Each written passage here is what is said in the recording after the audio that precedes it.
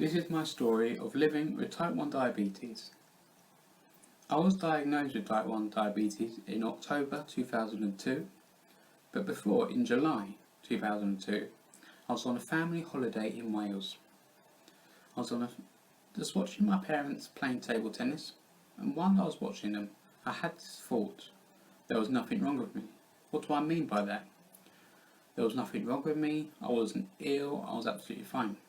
But maybe, looking back, that's when things started to change inside my body. September came around, I went back to school, feeling fine, just a little tired, but that was to be expected. I started noticing things in October. I started drinking tons and tons of water, and consequently going to the toilet. I got in trouble with my teachers because I kept falling asleep. But back then, no one knew diabetes was even round the corner. I remember one particular DT lesson. I was totally exhausted. I asked my teacher whether I could leave half an hour early because I said I had a doctor's appointment. But the truth was, I just really wanted to get a seat on the bus because I was absolutely shattered. But unknown to me, my parents had already booked a doctor's appointment for later that day. So me and my dad went down to the doctor's. The doctor took my sugars, took my bloods, and asked me to wait outside. My dad was advised to take me to the hospital. As I arrived at the hospital, I met lots of doctors. They took me to a side room where they put me on a bed, and there was a chair and lots of the doctor's equipment. My mum stayed with me in hospital. Shortly after, another doctor came and took me to another room to check my weight and took even more bloods. And shortly afterwards, a doctor came and confirmed that and diagnosed me with type 1 diabetes. Shortly after that, they gave me a line into my arm and they gave me insulin.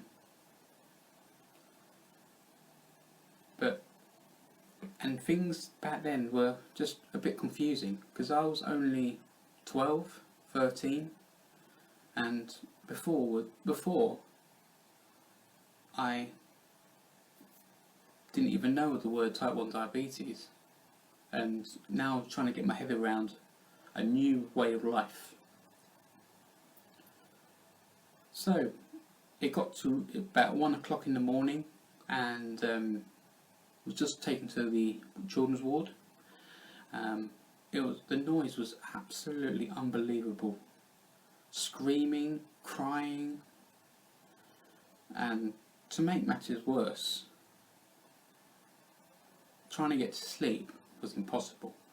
But before I even did that, I was met by a fairly attractive nurse who told me the routine and said, I'll be waking you up at 3 o'clock in the morning to test your sugars. And when she tested my sugars, I went, ah, shit! Because I wasn't expecting it. But back then, I didn't even know checking my sugars was going to be on the daily occurrence.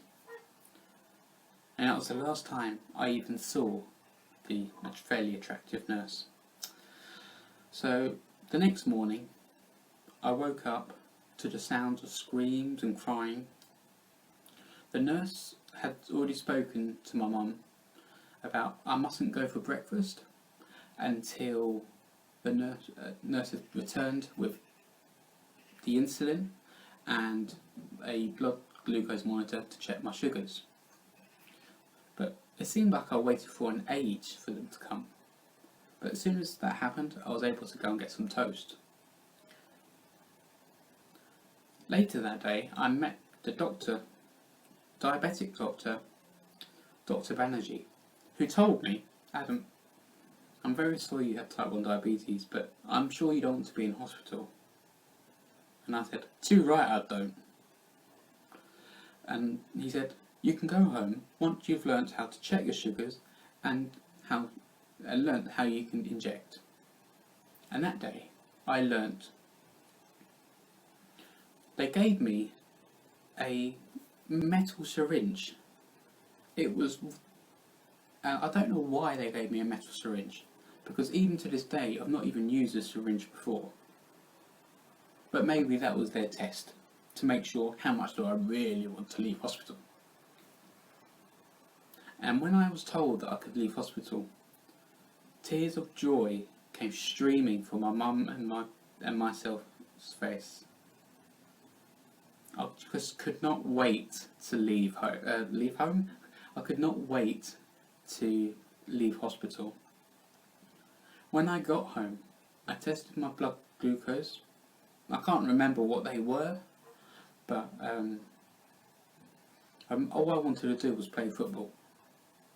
And as I was playing football, I started experiencing symptoms that I had never experienced before. I started to feel a bit lightheaded, a bit dizzy, and a bit sweaty. And I came to check my sugars, and they were 3.9. And that was one of my fears in hospital, that I would not be able to recognise the signs of low blood sugar. But in fact, I did. And that was less than an hour since I left hospital. The things that really worry and concern me today is people's perception of type 1 diabetes. Because I hear people say, "Oh, did you eat too much sugar when you were younger?" And little comments like that just really make me feel a little bit down. I sometimes feel, why me? Why me? I never wish this on my worst enemy, but I have to deal with it, and diabetes does not control me. I really don't like injecting in public, even though I inject through my trouser leg. I just don't like people watching and staring. One thing that gets me down quite a lot is not being able to try different ways of administering insulin. I just haven't been able to try it yet, and it really gets me down when I know some people who have tried it. Unfortunately for them, they found it difficult and went back to insulin injections. But the thing is, I haven't even tried it, and I've had diabetes longer than them. And it really does get me down when I can't try a pump or any other forms. But that doesn't get me down. It does sometimes, but I don't let that stop me from doing regular tasks, like going to school, going to college, going to work, whatever that may be. Diabetes is a part of me. It's like a puzzle. It's a piece of me, but it's not the complete picture. I like talking about type 1 diabetes, and that's why I created Living with Type 1 Diabetes, to raise awareness of type 1 diabetes and the signs of high and low blood sugar, joining people together and sharing experiences. But I do appreciate you taking the time to watching this DVD and just going through, and you may have gone through a similar experience. And I just encourage people to talk about being diagnosed with diabetes, because I know it can't be easy for anybody. And I'm going to leave you now with the Diabetes UK campaign awareness video of the awareness of type 1 diabetes. I felt heartbroken. Terrified. Completely gutting. Cross. Devastated.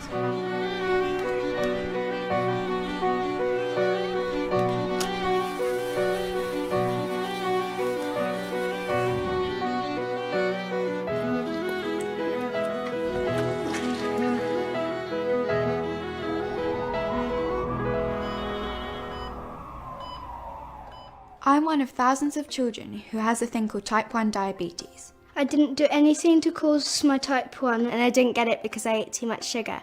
It doesn't mean I'm different. And I can still do everything that other kids do, It just means my body isn't making something called insulin, which I need to keep me alive. So I have to either take insulin injections or attach myself to an insulin pump. I have to prick my finger to check my blood glucose. To make sure it's at the right level, Because if it's too high or too low, I get really poorly. It's important to know the symptoms of type 1 diabetes because it can be so subtle and then all of a sudden it becomes critical. We had misdiagnosis after misdiagnosis. The doctor didn't know what it was, possibly glandular fever. They sent me away with antibiotics 3 times. If I'd have known the symptoms and I'd have known about all of their symptoms together, I would have taken her to the doctors much, much quicker.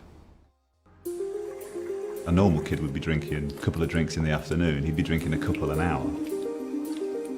She was always thirsty. We'd get up in the night time to drink. We're drinking all the way through the day, through her lessons. He wouldn't sip it, he'd be gulping that down, hand it straight back to me and say, I want some more. I remember drinking gallons and gallons of water, and nothing quenched my thirst. it never satisfied me. No matter how much I drank, I wanted to drink more.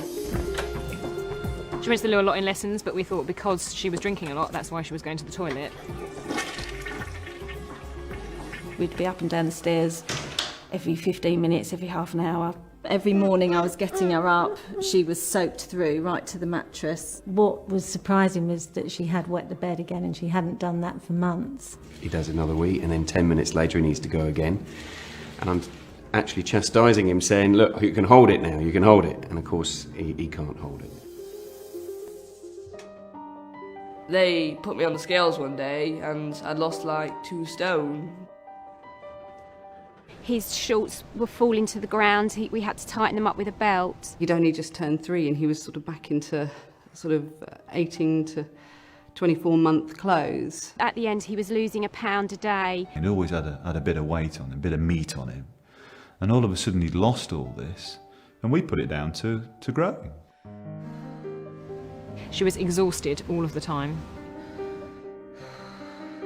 She was sleeping lots, so about 20 hours a day. And then even after she'd got up, having something to eat and wanting to go back to bed. You can sleep or relax, but you've never actually rested. My legs felt like lead, and as much as I slept, I'd wake up and I'd be so tired.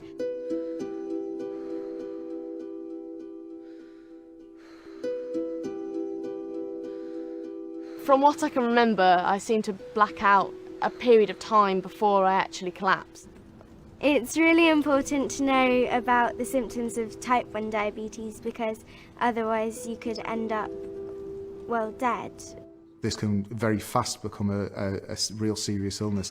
He was really sick. They did say if we'd got on that plane that day, he would have died. The hospital said Michael was about 24 hours away from being very critically ill. Most children his age are normally in intensive care when they come in because not many people recognise the symptoms.